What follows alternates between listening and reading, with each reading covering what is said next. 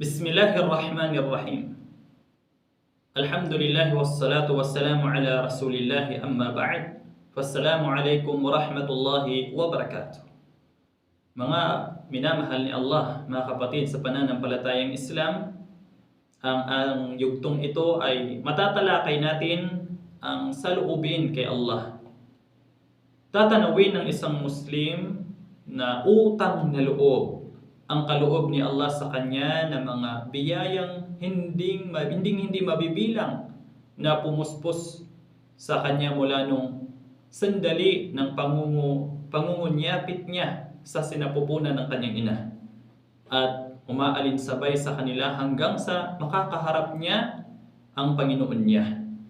Kaya naman, nagpapasalamat siya kay Allah sa pamamagitan ng dila niya, sa pamamagitan ng pagpupuri sa Kanya at pagbubunyi sa Kanya, at sa pamamagitan ng mga bahagi ng katawan niya, sa pamamagitan ng paggamit ng mga ito sa pagtalima sa Kanya.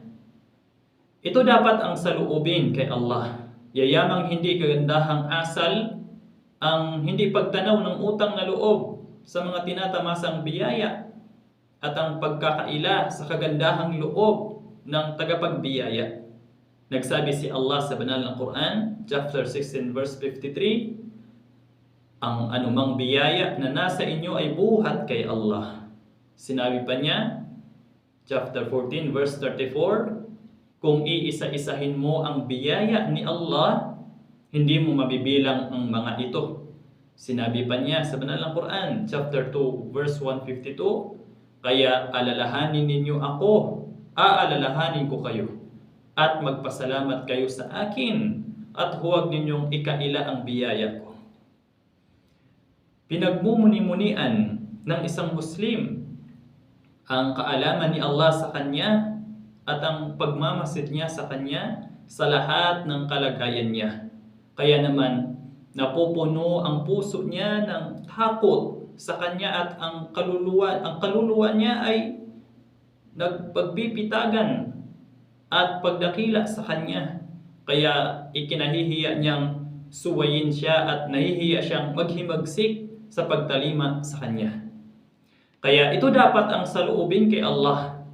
Yamang hindi kagandahang asal na hayagang ipakita ng isang alipin sa Panginoon niya ang mga pagsuway o nasuklian siya ng mga kasamaan at mga kasagwaan. Gayong siya ay nakamasid sa kanya.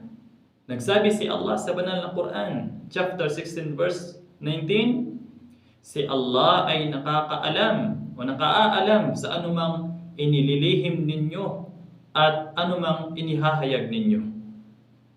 Dapat isipin ng isang Muslim si Allah na nagtakda ng kapalaran niya, na hindi siya matatakasan, na hindi siya malulusutan, na hindi siya maliligtasan at walang madudulugan palayo sa kanya nang hindi hahantong sa kanya.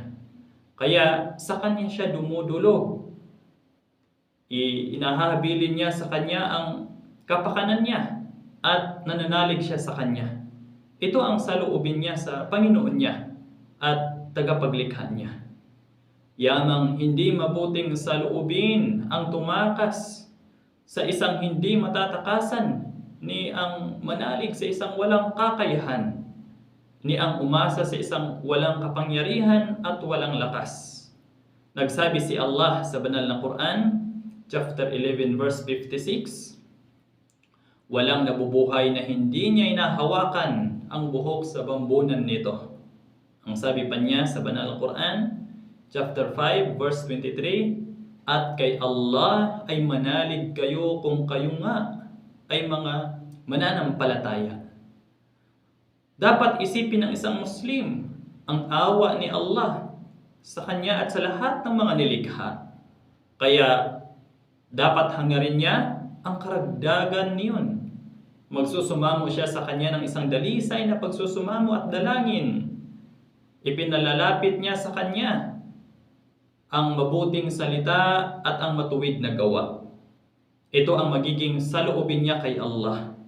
Yayamang hindi mabuting saloobin ang kawalan ng pag-asa sa pagtamo ng karagdagang awa buhat sa kanya na sumasaklaw sa bawat bagay. Ni ang paglaho ng pag-asa sa kagandahang loob niya na nagahari sa lahat ng nilikha. Nagsabi si Allah sa banal na Quran, chapter 7 verse 156, ang awa ko ay sumaklaw sa bawat bagay. At nagsabi pa siya, chapter 39 verse 53, huwag kayong mawalan ng pag-asa sa awa ni Allah. At ganoon din dapat isipin ng isang Muslim ang tindi ng parusa ng Panginoon niya at lakas ng paghihiganti niya. Kaya mangingilag siyang magkasala sa Kanya sa pamamagitan ng pagtalima sa Kanya at hindi pagsuway sa Kanya. Ito dapat ang saloobin niya kay Allah. Yayamang hindi magandang saloobin na tutulan ng isang aliping mahina na walang kakayahan sa pamamagitan ng pagsuway at paglabag sa katarungan. Ang Panginoon na makapangyarihan, na nakakaya, na malakas at nananaig. Gayong nagsabi siya sa banal na Quran, chapter 13 verse 11, kapag naghangad si Allah sa mga tao ng isang kapahamakan, walang makakapagtulak niyon. Wala na silang tatangkilik, wala nang tagatangkilik na bukod pa sa Kanya. At sinabi pa niya, chapter 85 verse 12, tunay na ang parusa ng Panginoon mo ay talagang matindi. At dapat isasalang-alang ng isang Muslim na si Allah sa pagsuway niya sa Kanya at sa paghihimagsik niya sa pagtalima sa Kanya. At na para bagang ang banta niya ay umabot na sa Kanya at ang parusa niya ay dumapo na sa Kanya.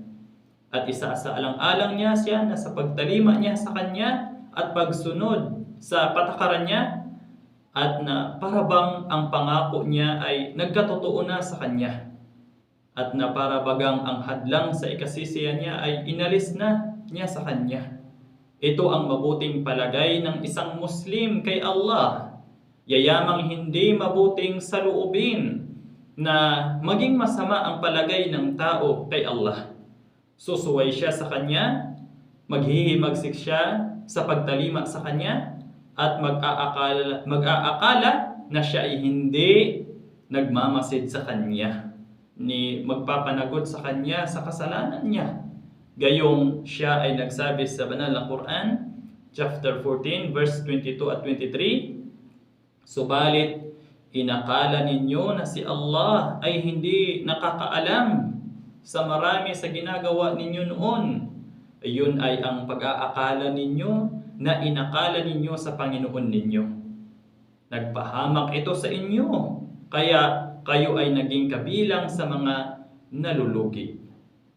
Hindi mabuting saloobin kay Allah na ang tao ay mangingilag magkasala sa Kanya at tatalima sa Kanya, ngunit ipagpapalagay nito na siya ay hindi magagantimpala sa magandang ginawa nito at siya ay hindi tatanggap ng pagtalima nito at pagsamba nito sa Kanya.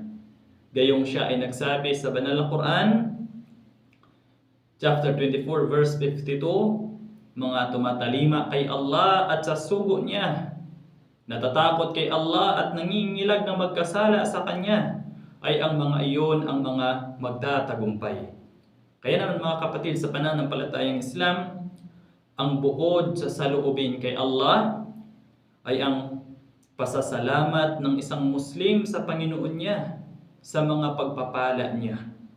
Ang pagkahiya niya sa Kanya sa sandaling magkahilig na sumuway sa Kanya. Ang katapatan ng pagbabalik loob niya sa Kanya. Ang pananalig sa Kanya.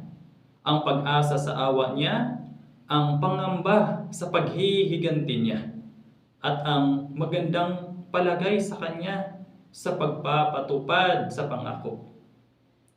Na ang mga lingkod niya, ang mga ito ang saloobin niya kay Allah.